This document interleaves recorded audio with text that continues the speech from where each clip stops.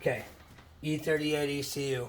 It's out of a 2010 Chevy Express van, 4.8 with a 4L80 flash to run the L96.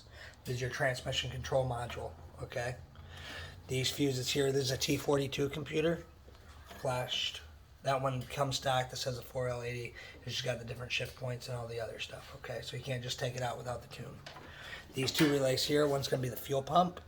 The one, I don't know which one's which, the way that I stacked them. One's a fuel pump relay, the other one's gonna be the power ignition on, which when you turn that on, it lights up all of these fuses here. Okay, these fuses are gonna be your injectors, mass airflow sensor, coil packs, and then one's a constant power, which feeds that relay there, okay? This is out of any truck alternator should work in here as long as you look at the 4 prongs in the back. You can tell them it's out of a 2012 van. You know what I mean? 3500 Express van. Okay. Corvette power steering pump out of a C5 reservoir, also out of the C5. The upper truck hose is going to be for a 2004 Chevy Silverado 1500 with a 5.3. Lower radiator hose is I believe it's a new G-body one. Both upper and lower radiator hoses have springs from here to here. You can feel where it ends. And then there's one right at the beginning of there. And all that does is stops it from collapsing with the wild bends because I actually cut this hose down. Okay. Your injectors are going to be Gen 4 out of a 2012 to 2014 L96 vehicle. They are flex fuel capable. The tune's only set up for 93 or above octane. Okay, so these they call them micro truck injectors. This here is your map sensor. That one, same thing. It should be out of a 2013 to 2014 Chevy truck with an L96 6.0. Most of the stuff, all you have to do is say that you have a 2012 Chevy Express 3500. Okay, with the 6.0. MSD coil wires, spark plug. The coil packs are the L96 out of a 2012 again if you needed new ones of those. AC lines, front, rear, including the condenser, is out in 89 F body if you ever need to replace those stuff. This pump is the same pump that comes with the factory G body. This is just a new one. It should also be the same one that comes in the F bodies 88 to 92. The water pump is if you have to get a new water pump, it's going to be for a 2003 or C5 Corvette. I say Z06, LS6, but any C5 base model should work. You have to keep that spacing. The AC bracket is going to be the Holly bracket with the install kits. This here is going to be your mass airflow sensor itself. This one actually comes from an 07 to 14 Chevy 5.3 6.0 truck. Could be a 2500 or 1500. The van one's smaller, so you can't use it on that. So has to be one of those if you ever had to replace that. Okay. K&N air filter, this tube.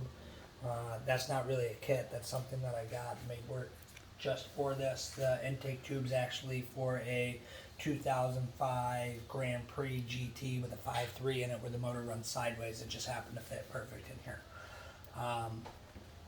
LS3 intake, LS3 fuel rails. It does have the ICT billet spacer kit underneath the fuel rail.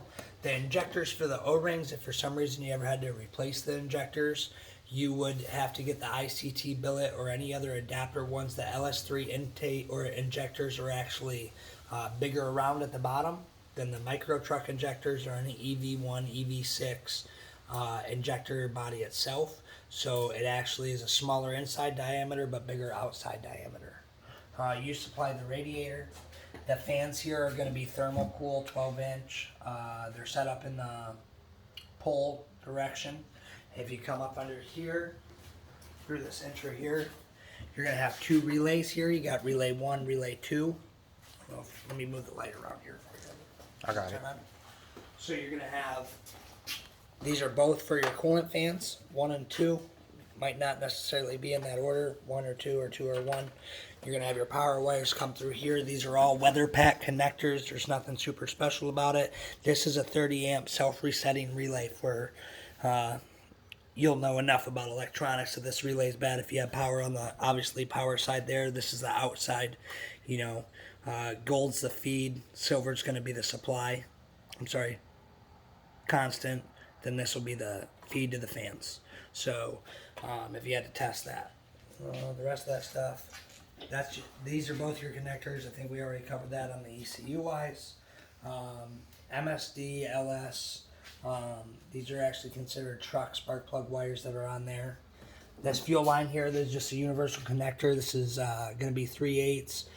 The plastic fuel hose that they sell by the foot. These connectors here, they are special because I believe this is a 5/16 push lock to a 3/8, and that might be in the back for the fuel pump that changes. So you can buy them at the parts store. You just got to kind of know what you're looking after. There is a little bit of slack in this fuel hose in case it needs to be replaced at some time. You know what I mean? So if you had to cut or split or something happened, brake booster goes to the back. There is a coolant or a vacuum line right here that hooks up and goes over here, and this is actually what runs your heat. It controls that valve for inside the vehicle.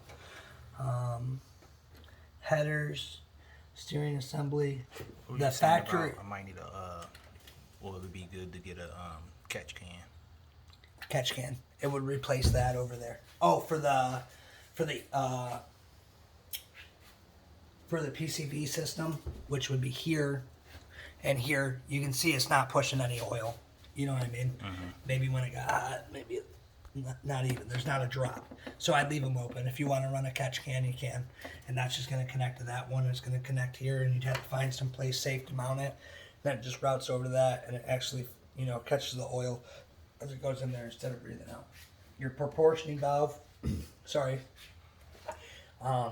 right down there, if you follow these brake lines, is the proportioning valve for the rear brake disc conversion. The yellow wire running down is going to be connected to the ICT oil filter block off plate with threaded insert for the oil pressure sensor that works with the odometer gauges. If we come around to the other side here, you're going to have your coolant temp sensor, which is going to be just in the back of the head. You see it just below that thing. And that's going to be the ICT billet adapter that threads into there. That's where we get that funky reading from with the odometer gauge. That is the coolant temp sensor. The sensor itself for the oil